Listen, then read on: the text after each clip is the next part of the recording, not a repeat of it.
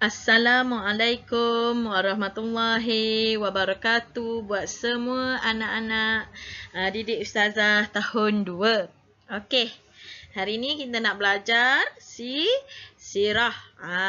Bab 1, masih lagi di bab 1 selepas kelahiran Nabi Muhammad sallallahu alaihi wasallam. Subtopiknya Rasulullah sallallahu alaihi wasallam di bawah jagaan Abdul Muttalib. Okey, hari ni kita masuk di bawah tajuknya Abdul Muttalib pula. Okey.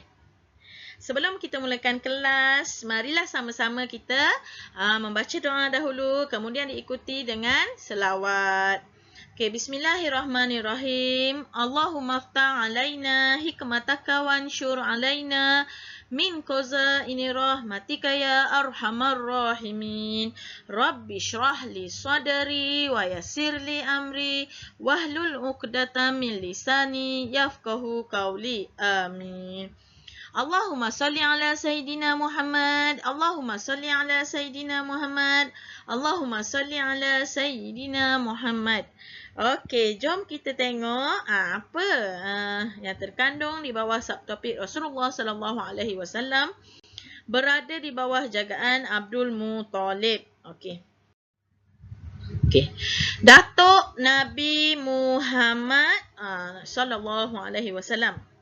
Nama Datuk Nabi Muhammad sallallahu alaihi wasallam adalah Abdul Muttalib. Okey. Semua orang tahu kan? Datuk Nabi namanya Abdul Muttalib. Okey. Beliau berketurunan Arab Quraisy. Sebab Nabi pun memang berketurunan Arab Quraisy. Jadi dia ambil susu galurnya daripada Abdul Muttalib ni lah. Merupakan ketua dan penjaga kota Mekah. Abdul Muttalib ni adalah ketua. Nabi ni memang berketurunan ketua kota Mekah. Jadi Datuk Nabi ni adalah ketua dan penjaga kota Mekah. Ketua ni kalau kita sebutnya Perdana Menteri lah. Dia adalah ketua kepada kota Mekah ni. Dihormati oleh seluruh bangsa Arab. Okey, bangsa Arab ni ada banyak lah kan. Kaum-kaum Arab, ada Arab Quraisy, ada apa lagi Bani. Ada macam-macam Bani lah. Bani Sa'ad, Bani apa lagi. Macam-macam ada. Mereka ni sangat menghormati Abdul Muttalib ni. Sebab apa? Abdul Muttalib ni seorang manusia yang suka memberi bantuan. Dia sangat pemurah dan penyayang. Okey. Lepas tu apa lagi? Abdul Muttalib ni juga menjadi seorang ketua yang adil. Tidaklah kata dia ketua kaum Arab dia saja, kaum Quraisy saja, Bani Hashim sahaja yang boleh berniaga. Tidak, semua orang dianggap sama rata. Sebab itulah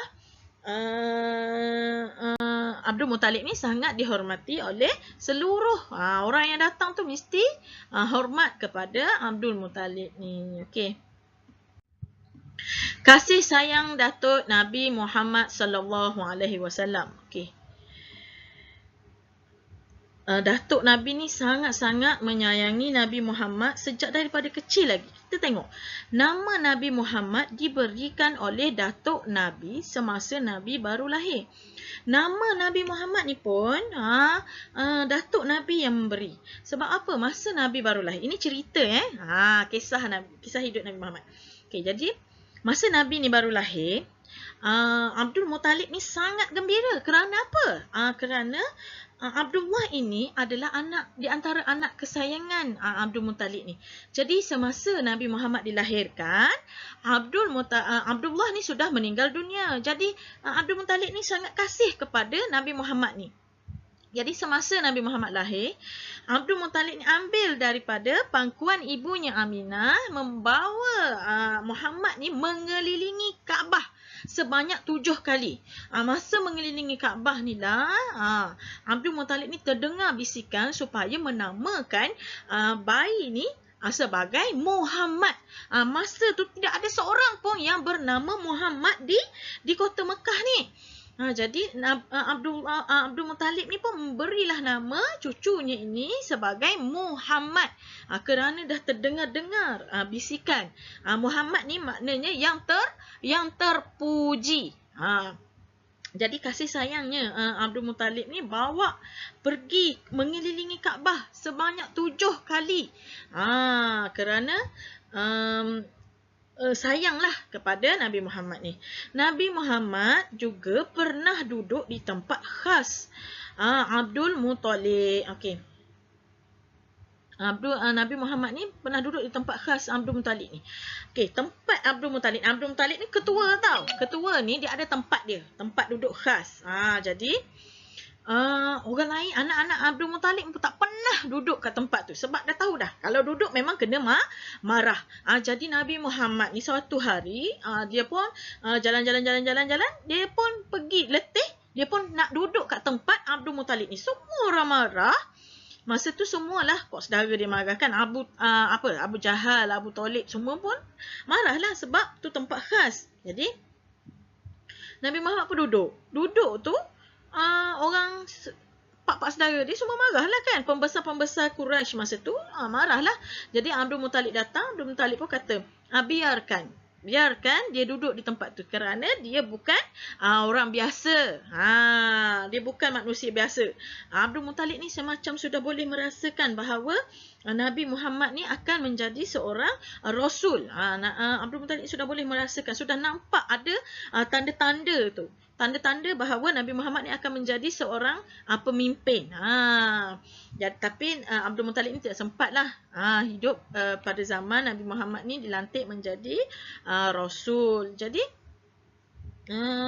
masa Nabi Muhammad ni duduk, jadi pak saudara dia yang lain pun nampak bahawa Abdul Muttalib ni sayang kepada Nabi Muhammad SAW. Jadi banyak kali jugalah Nabi Muhammad duduk di tempat khas Abdul Muttalib ni.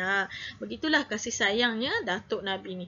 Sebenarnya banyak lagi kisah-kisah kasih sayang yang dipamerkan oleh Datuk Nabi Muhammad ni kepada baginda kerana selain daripada itu Abdul Muttalib ni cukup sayu ya kerana Nabi Muhammad ni sudah menjadi yatim piatu semasa lagi masih kecil. Jadi Abdul Muttalib ni start menjaga Nabi Muhammad ni semasa umur baginda 6 tahun selepas kematian ibu baginda. Jadi memanglah Nabi Muhammad ni sudah dianggap sebagai anak. Padahal cucu kan, cucu ni lebih-lebih lagi disayangi oleh Abdul Muttalib ni. Cucu dia yang paling Abdul Muttalib sayang. Okey, Datuk Nabi Muhammad meninggal dunia ketika baginda berusia 8 tahun. Selepas 2 tahun menjaga Nabi Muhammad, datuk dia pun meninggal dunia. Sekali lagi Nabi Muhammad merasa sangat sedih kerana dengan limpah ruahnya kasih sayang yang dipamerkan oleh datuknya ni, Nabi Muhammad terasalah kehilangan semasa kewafatan Abdul Muttalib. Abdul Muttalib telah memberi wasiat kepada Abu Talib supaya menyambung menjaga Nabi Muhammad. Abu Talib ni adalah bapa saudara Nabi Muhammad. Jadi Abdul Muttalib sebelum meninggal ni dipanggillah semua anak-anak dia berkumpul sebab dia dah tahulah dia nak meninggalkan, dia sakit. Dipanggil semua.